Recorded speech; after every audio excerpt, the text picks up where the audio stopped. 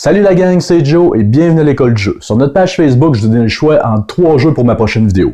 Vous avez choisi KingForge avec les 2 extensions Glassworks puis Apprentice.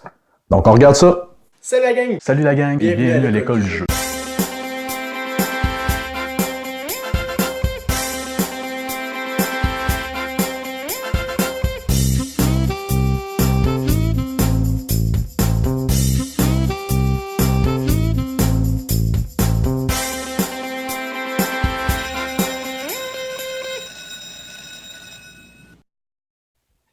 Donc, pour la mise en place, on va placer les dés sur le plateau. Les dés sont le mana, le métal, les pierres précieuses et le bois. Il y a un dé mauve pour le cimetière, il va servir si jamais vous avez la carte. Pareil pour les petits dés blancs, c'est une carte ici qui va s'en servir si vous l'avez dans le paquet. Ensuite, on va aller chercher les cartes à fabriquer. Sur chaque carte, vous avez un nombre ici qui représente la complexité de la fabrication de l'objet. Vous allez sortir un nombre de cartes à fabriquer selon le nombre de joueurs. Ici, 10 cartes pour 3 joueurs.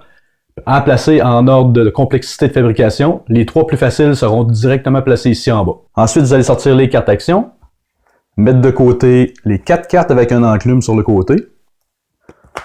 En plus de ces 4 cartes-là, vous allez en garder 7 supplémentaires qui vont faire votre jeu pour la partie. Vous remettez l'excédent dans la boîte. Vous allez mélanger ceux-là et les placer ici au centre. On va sortir les jetons de pouvoirs spéciaux, les mettre ici sur le côté. Donner l'enclume premier joueur à un des joueurs. Et chaque joueur recevra 5 dés de métal avant de débuter la partie. Une partie de KingForge se joue en 3 phases. Donc la première que je vous explique à l'instant. La première phase est celle du marché. Le premier joueur va révéler les 4 premières cartes du marché.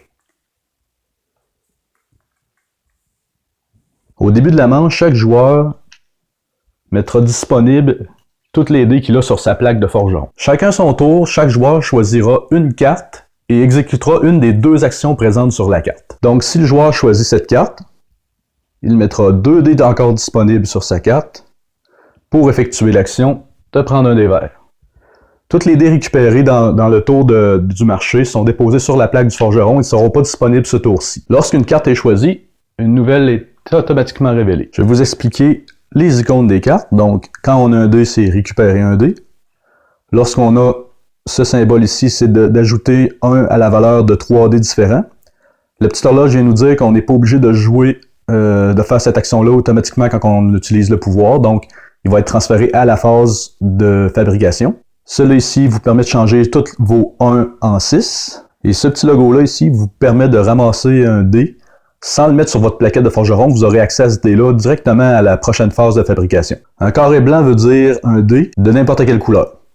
Donc si un carré a une couleur à l'intérieur, comme celle-ci, il faut obligatoirement avoir un dé de cette couleur pour effectuer cette action. Durant la phase de marché, il est aussi possible d'aller au port. Pour aller au port, vous devez sélectionner le nombre de dés demandés, comme par exemple ici 4, pour effectuer l'action. Lorsqu'on va au port, on va aussi, à notre choix, enlever une carte du marché afin de faire avancer le jeu un peu. Le joueur qui a été au port va la placer face cachée devant lui pour signifier que cette carte n'aura pas d'action pour le tour. En plus de pouvoir ramasser des dés, on pourra ramasser des jetons ici en allant au port, encore une fois. Un jeton qui nous permettra de faire un +1 sur 2 dés différents. Et un jeton qui nous permettra de compter un de ces dés dans la phase de fabrication comme si c'était un 6. Le tour du marché se poursuivra jusqu'à temps qu'il n'ait plus de cartes au marché ou que chaque joueur ait passé. Le premier joueur à passer aura un bonus. Il aura soit un dé métallique qu'il ajoutera sur sa carte forgeron, ou un dé vert qui lui donnera un +1 sur 2 dés différents. À la phase de fabrication, chaque joueur lancera les dés restants qui n'auront pas servi à activer des cartes et qui ne sont pas sur sa carte forgeron. Avec les résultats obtenus, il pourra fabriquer des objets. Donc pour la phase de fabrication, le premier joueur peut fabriquer la pince.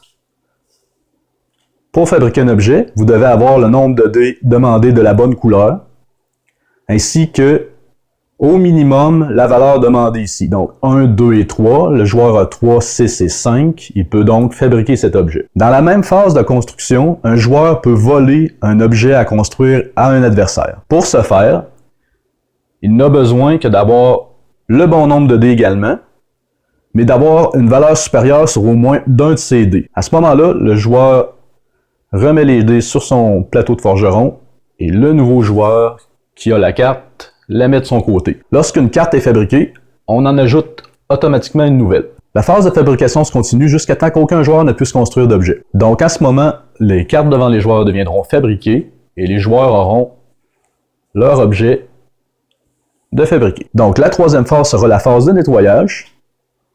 Toutes les dés sur les cartes d'action seront retirés. Ceux avec un carré plein retourneront à la forge. Ceux avec un X retourneront dans la réserve. Tous les dés non joués retourneront également à la forge et les dés qui ont servi à la fabrication également. Ensuite, le prochain joueur deviendra le premier joueur. On prendra les cartes actions restantes.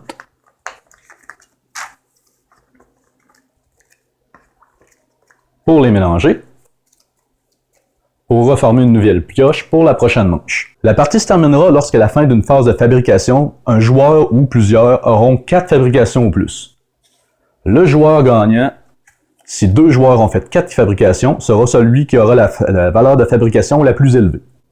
L'extension Apprentice ajoutera des cartes d'apprenti, 18 au total, 18 cartes de fabrication, 14 cartes d'action, des jetons contrefaçon, et également quelques tuiles supplémentaires de forgeron. Avec cette extension, vous avez aussi des matériels pour jouer à 5 joueurs. Donc la mise en place de supplémentaires pour Apprentice, les jetons contrefaçon proches du plateau, vous allez mettre un nombre d'apprentis selon le nombre de joueurs, ici 8 pour 3 joueurs, dont 3 révélés en tout temps. Durant sa phase d'achat, un joueur pourra choisir de choisir un apprenti plutôt que d'utiliser une des actions sur le plateau.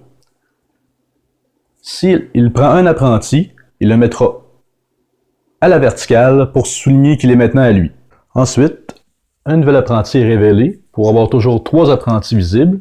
Et comme dans le cas du port, il faut retirer une carte et la mettre face cachée devant soi si on prend l'action de prendre un apprenti. En tout temps, nous pouvons engager l'apprenti, payer son coût pour l'engager.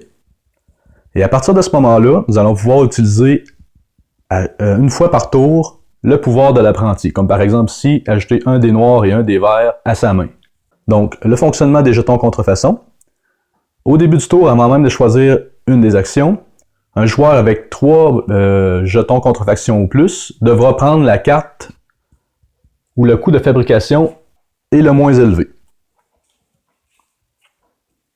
Si cette fabrication est le 4e objet de la partie pour ce joueur, ça ne déclenchera pas tout de suite la fin de la partie. Nous allons finir les phases jusqu'à la phase de fabrication et terminer le tour au complet avant de désigner le vainqueur. Pour l'extension Glasswork maintenant, le jeu offrira 24 nouvelles cartes à fabriquer, tous à base de verre, des dés représentant la nouvelle matière, le verre, des nouveaux D8 qui pourront remplacer n'importe quelle matière et 6 nouvelles emplacements sur le port.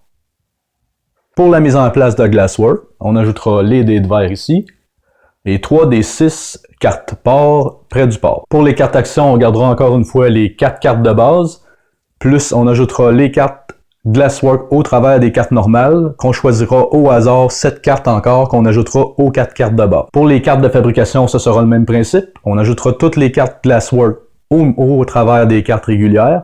On mélangera le paquet et on mettra encore une fois le même nombre de cartes selon le nombre de joueurs. Donc comme d'habitude, mes commentaires en fin de vidéo, c'est un jeu très rapide, simple. Vous allez être capable d'embarquer des nouveaux joueurs sans problème, du moins sans les extensions. Petit côté négatif, peut-être que sans les extensions, le jeu est un peu redondant, plus limité. Malgré qu'il y ait quand même beaucoup de cartes, ça revient beaucoup au même. Mais avec les extensions, le jeu se renouve bien. Donc c'était King Forge, un magnifique jeu de solo game que je vous recommande fortement. Donc, comme d'habitude, likez la vidéo, partagez sur Facebook, allez voir notre site web www.passionboardgame.com. Je vous dis à la prochaine, bonne journée.